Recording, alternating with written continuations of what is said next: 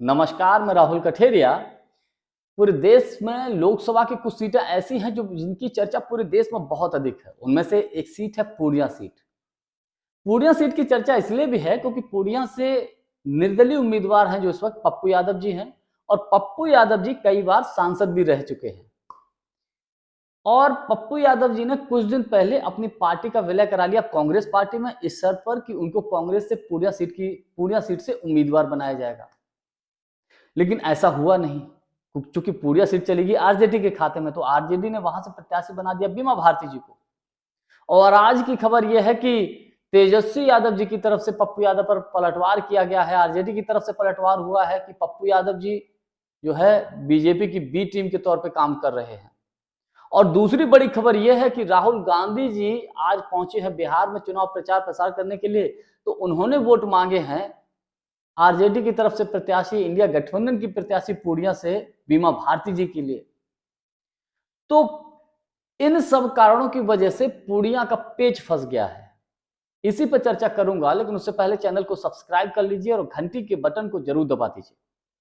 देखिए, पूर्णिया की सीट पर प्रत्याशी भले ही अलग अलग पार्टियों के कोई भी हो, लेकिन जो सबसे अधिक चर्चा किसी की अगर हो रही है बिहार ही नहीं पूरे देश में, तो वो केवल और केवल पप्पू यादव जी की हो रही है। तमाम ऐसे सोशल मीडिया पर वीडियो और फोटो पड़े हैं जिसमें लोग खुलेआम बोल रहे हैं कि पूर्णिया का बेटा तो पप्पू यादव। क्यों? क्योंकि आपको एक बात और मैं बता दूं कि पप्पू यादव को लोग क्यों पसंद कर रहे हैं।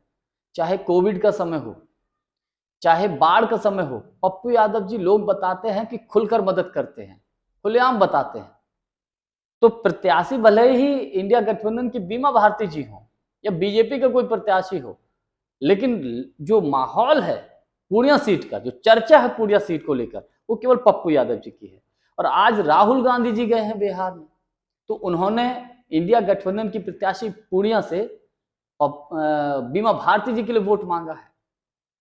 तो पूर्णिया सीट को लेकर एक त्रिकोणीय मुकाबला फंस गया है।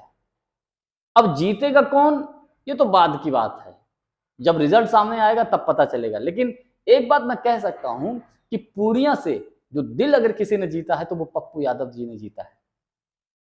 और पप्पू यादव जी जो बार बार उनके ऊपर हमला किया जाता है, वो बार बार एक ही बात बोलते हैं कि पता नहीं तेजस्वी यादव जी को उनसे क्या दिक्कत है, लालू जी को उनसे क्या दिक्कत है।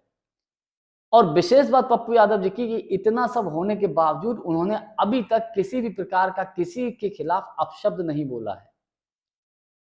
कांग्रेस में पार्टी का विलय कराया, कांग्रेस की तरफ से टिकट भी नहीं मिला, राहुल गांधी जी उनके खिलाफ प्रचार प्रसार भी किए, उनके अपोजिट कैंडिडेट बीमा भारती जी के लिए वोट मांगे, लेकिन इसके बावजूद उन्होंने कांग्रेस, राहुल जी या प्रियंका जी के बारे में कुछ नहीं कहा। उन्होंने खुलेआम स्वीकार किया था कि राहुल गांधी जी, प्रियंका गांधी जी हमारे नेता हैं।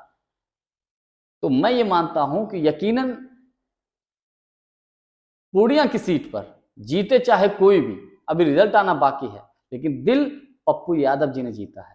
और जो आरोप लगाया गया है आरजेडी की तरफ से पप्पू यादव के ऊपर कि वो बीजेपी की बी टीम है, तो उन्होंने भी कहा है, उन्होंने भी पलटवार किया है कि कहीं ना कहीं लालू यादव जी बीजेपी का मदद तो नहीं कर रहे।